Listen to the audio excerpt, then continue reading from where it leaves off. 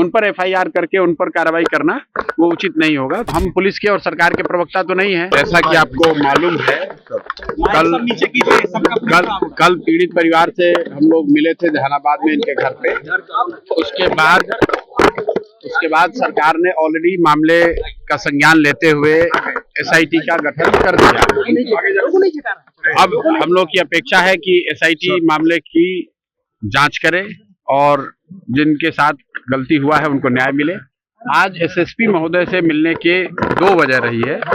एक, परिवार का ऐसा मानना है कि जो आईओ कंसर्न है, जो अधिकारी इसकी जांच कर रहे थे या कर रही हैं, इनका उनके प्रति कुछ आक्रोश है, उस महिला के प्रति, उस महिला पदाधिकारी के प्रति। तो ये लोग चाहते हैं कि उन पर एडमिनिस्ट्रेटिव या विभागीय कार्रवाई हो। उसके कंट्रोलिंग अफसर एसएसपी हैं, इसलिए इनसे मिल रहे हैं। और दूसरा, इस घटना के बाद इसके विरोध में कारगिल चौक पर कुछ बच्चों ने और कुछ परिवार के लोगों ने शायद धरना प्रदर्शन किया था, जिस पर कि लोगों पर एफआईआर हो गया है।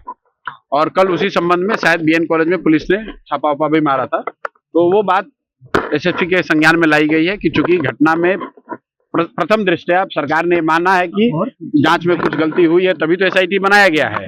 तो वैसी स्थिति में उस घटना के विरोध में जो लोग प्रदर्शन कर रहे थे, उन पर एफआईआर करके उन पर कार्रवाई करना वो उचित नहीं होगा। तो ये दोनों बात पर एसएसपी जी ने आश्वासन दिया है कि वो अपने स्तर से इसको देखेंगे और जहां तक हो सकेगा पुलिस मानवीय रुख अपनाएगी और जिन लोगों पर कार्रवाई हुई है, एफआईआर हुआ है, उन पर कोई ऐसी कड़ी कार्रवाई नहीं होगी आगे। जो बाकी लीगल प्रक्रिया वो तो पूरा करना ही पड़ेगा। और जो उनके अंदर के जो थाने के जो इंचार्ज वगैरह हैं, जिन्होंने इस पूरे मामले को देखा है, उस पर वो लोग कार्रवाई करेंगे। सतीश पर सवाल उठ रहा है, पुलिस को गुमराह किया गया, डॉक्टर मेमोरियल हॉस्पिटल की ओर से अस्पताल प्रशासन पर कैसे कार्रवाई? देखिए, ऐसा है, मैं कोई जांच का पदाधिकारी तो हूँ नहीं, और अभी तो शायद एसएसपी भी इसके जांच के पदाधिकारी नहीं है। उस सरकार ने यहाँ के आईजी के अंतर्गत एक एसआईटी बनाया है। तो ये अभी जांच होने दीजिए।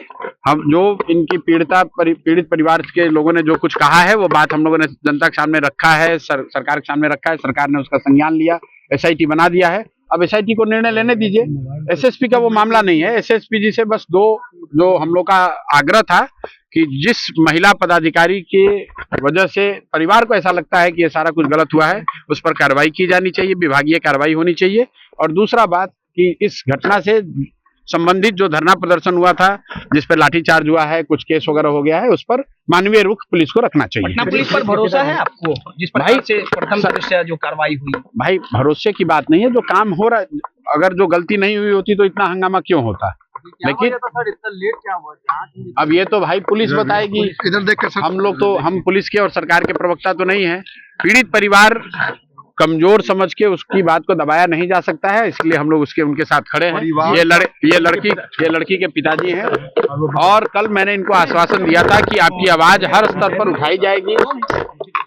सरकार ने एसआईटी बना दिया है, तो एसआईटी बना दिया है, तो इस बात के लिए सरकार का धन्यवाद है। अब एसआईटी को जांच करके देने दीजिए रिपोर्ट। अगर कार्रवाई नहीं होगी, परिवार संतुष्ट नहीं होगा, तो फिर आगे की कार्रवाई की जाएगी। संघर्ष के बाद आज इस गठन किया गया, संघर्ष के बाद किया गया हो तो भाई ये तो सरकार को जवाब देना है।